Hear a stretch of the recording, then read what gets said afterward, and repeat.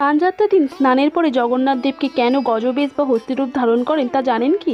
একদা কর্ণাটকে এক সদাচারী ব্রাহ্মণ ছিল যার নাম গণপতি ভট্ট, যিনি শ্রী গণেশের পূজা করতেন।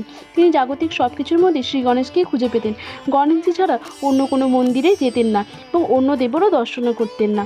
একদিন তিনি পুরী হতে আগত কিছু মানুষের মুখে শোনেন যে পরমব্রহ্ম নাকি জগন্নাথ রূপে পুরীতে বাস করেন। তাই তিনি গণপতি ভট্ট জগন্নাথ দর্শনে পুরীতে যান। যেই দিন গিয়ে পৌঁছন দিনটি ছিল স্নানযাত্রা। সেই দিন জগন্নাথ দেবকে দর্শন করেন, কিন্তু তাকে দর্শন করে গণপতি ভট্ট প্রসন্ন হলেন না, কারণ তিনি ভেবেছিলেন জগন্নাথের রূপ গজরূপ, কারণ তার কাছে পরম ব্রহ্মের রূপ হচ্ছে হস্তিরূপ বা গজরূপ। তাই দেখে তিনি জগন্নাথ দেবকে প্রণাম পর্যন্ত করলেন না এবং সমুদ্র ধারে চলে এসে মনে দুঃখ নিয়ে বসে থাকেন এবং বাড়ি ফিরে যাওয়ার কথা চিন্তা করেন। ভক্তের এই দশা দেখে জগন্নাথ দেব বিচলিত হয়ে ওঠেন এবং ভাবেন যে এমন সরল ভক্ত, এমন যার একনিষ্ঠ ভক্তি, তাকে এইভাবে হতাশ হয়ে ফিরে যেতে দেওয়া যাবে না। তাই তিনি নিজে